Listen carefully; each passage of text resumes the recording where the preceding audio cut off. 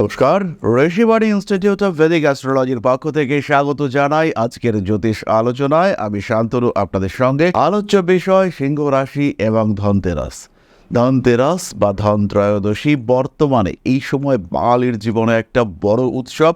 বাজারে যেতে হবে, প্রচুর কেনাকাটা করতে হবে।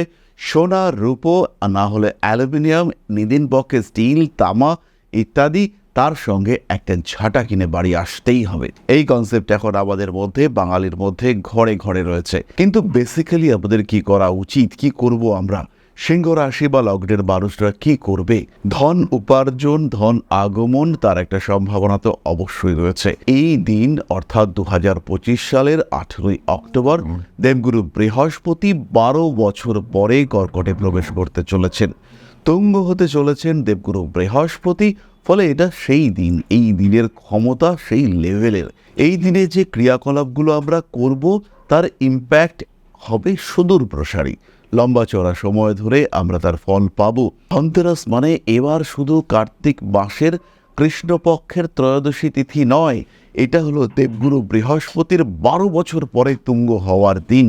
এই দিনে আপনার সংকল্প, এই দিনে যা আপনি শুরু করছেন, এই দিনে আপনার ক্রিয়াকলাপ, সেটা একটা বড় মাত্রা নিতে চলেছে আপনার জীবনে। বড় পরিবর্তন নিয়ে আসতে চলেছে আপনার জীবনে। ধাপে ধাপে নিজের অবস্থাকে আরেকটু বেটার করে তোলার সূত্রপাত, সেটা আপনি এই ধনতেরাসের দিন করতে পারেন।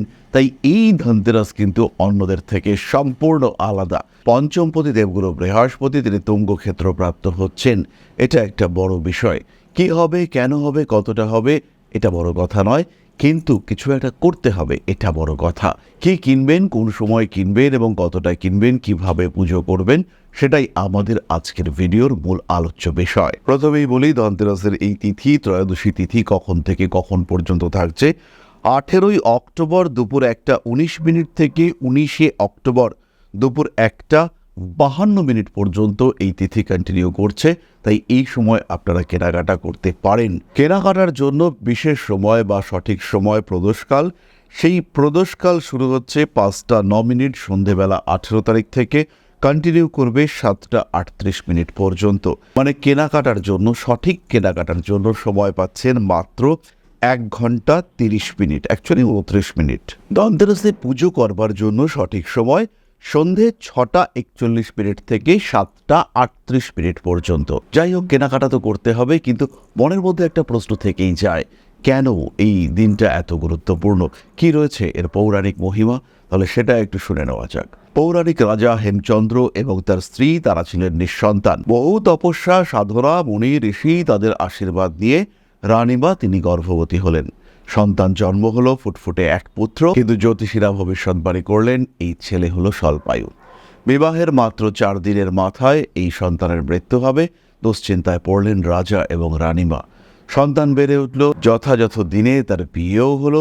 কিন্তু রাজকন্যা জানেন যে যমরাজ সর্পবেশে, নাগ বেশে আগামী 4 দিনের মাথায় এসে রাজপুত্রের অর্থাৎ তার স্বামীর প্রাণহরণ করবে। এই অবস্থায় বুদ্ধিমতী রাজকন্যা তার ঘরে প্রচুর আলোয় সাজিয়ে তুললেন এবং তার যত গয়না গাটি, সোনা দানা, সেগুলোকে এমনভাবে সাজিয়ে রাখলেন যে যমরাজ যখন সর্পবেশে প্রবেশ করলেন তখন যমরাজের চোখ ঝলসে গেল। তিনি বিভ্রান্ত হলেন, তিনি রাজপুত্রকে মারতে পারলেন না। রাজপুত্রের প্রাণ হরণ তার দ্বারা আর সম্ভব হলো না। রাজপুত্রকে দীর্ঘ জীবনের জন্য আশীর্বাদ করলেন স্বয়ং যমরাজ। সেই দিন থেকেই প্রচলিত হলো যম প্রদীপ জ্বালানো। ধনতেরাসের দিন প্রদীপ প্রজ্বলনের মাধ্যমে যমরাজের আক্রমণ, যমরাজের প্রবেশ, তাকে প্রতিহত করবার চেষ্টা করার জন্য জ্বালানো হতে লাগলো যম প্রদীপ। আর তাই আজও আমরা ধনতেরাসের দিনে সোনা, গয়না কিংবা উজ্জ্বল বাসনপত্র ইত্যাদি ক্রয় করে থাকি, নিজেদের বাড়িটিকে যথেষ্ট আলোয় সাজিয়ে তুলে থাকি। আরও শোনা যায় এই ত্রয়োদশীর দিনেই অমৃত উঠে এসেছিল সমুদ্র মন্থনে। এই দিনেই জন্মগ্রহণ করেছিলেন প্রাচীন ভারতের অন্যতম চিকিৎসক ধন্বন্তরী। তার এই জন্মতিথিকেও আরও স্মরণীয় করে রাখার জন্য ধন ত্রয়োদশী নামকরণ করা হয়েছে। যাই হোক, দীপান্বিতা অমাবস্যার 2 দিন আগে ধন ত্রয়োদশী আমরা পালন করব এবং এই দিনটি এত গুরুত্বপূর্ণ হয়েছে এই বছর, স্পেশালি এই বছর, কারণ এই দিন সন্ধ্যাতেই দেবগুরু বৃহস্পতি তিনি কিন্তু তার তুঙ্গ ক্ষেত্র প্রাপ্ত হচ্ছেন। অতিচারী গতিতে অল্প দিনের জন্য হলেও 12 বছর পরে দেবগুরু বৃহস্পতি তুঙ্গ হতে চলেছেন। তাই এই দিনটি অত্যন্ত গুরুত্বপূর্ণ, প্রত্যেকের জন্য গুরুত্বপূর্ণ। এই দিনে সূত্রপাত করতে হবে ভালো কিছু চিন্তা ভাবনার, ভালো কিছু পরিকল্পনা বাস্তবায়িত করবার প্রচেষ্টা এই দিনেই আমরা কিন্তু করব। তাহলে এবার আমরা চলে আসি সিংহ রাশি বা লগ্নের মানুষ, তারা কি করবেন, কি কিনবেন। সোনা গয়না ইত্যাদি তো কিনতেই হবে, দাম উত্তরোত্তর বাড়ছে। ধনতেরাস উপলক্ষে প্রতিদিন সোনার জিনিসের দাম বাড়ছে, সোনার জিনিসপত্রের দাম উত্তরোত্তর বেড়ে চলেছে। ধনতেরাসের দিন, সেদিনেও বেশ বেশি থাকবে এই জিনিসপত্রের দাম। সিংহ রাশি বা লগ্নের মানুষরা যে রং ব্যবহার করবেন সেটি হলো কমলা রং। পুজোর জন্য ব্যবহার করবেন তামার পাত্র।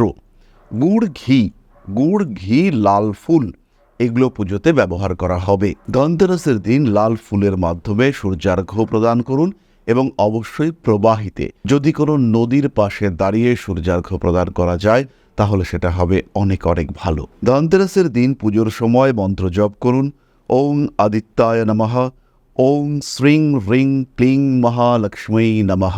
আরও একবার বলে দিন, ওং আদিত্যায় নমঃ, ওং শ্রীং হ্রিং ক্লিং মহালক্ষ্মী নমঃ। এর সঙ্গে সঙ্গে অর্থনৈতিক শ্রীবৃদ্ধির জন্য একটা ছোট্ট টোটকা করা যেতে পারে। গোলাপের পাপড়ি দিয়ে সাজিয়ে দিন একটা জায়গা, মোটামুটি চতুষ্কোণ হবে, আপনার হাতের 1 হাত লম্বা 1 হাত চওড়া। পুরো জায়গাটাই গোলাপের পাপড়ি দিয়ে সাজিয়ে ফেলতে হবে, মানে চাপা দিয়ে দিতে হবে, এবং তার উপরে একটি তামার প্রদীপ জ্বালাতে হবে।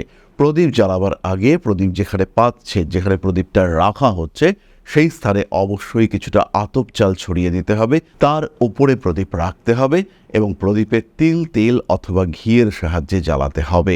কার্পাস তুলোর সলতে ব্যবহার করুন এবং প্রদোষকালে, ধনতেরাসের দিন প্রদোষকালে এই প্রদীপটি জ্বালান।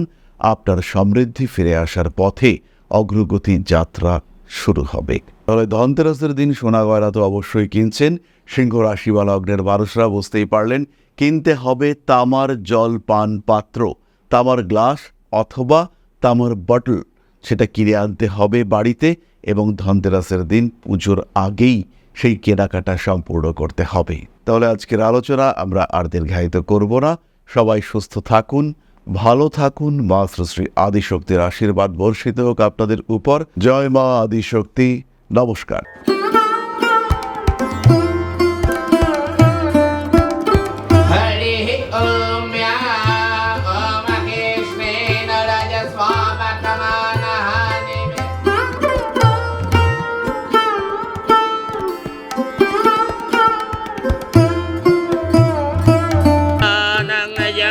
हेतुश्च पयस्नानं विद्युज्वदां ह्रीं ह्रीं ह्रीं हुं हुं सिद्धिं शक्तिदेयं स्वाहा।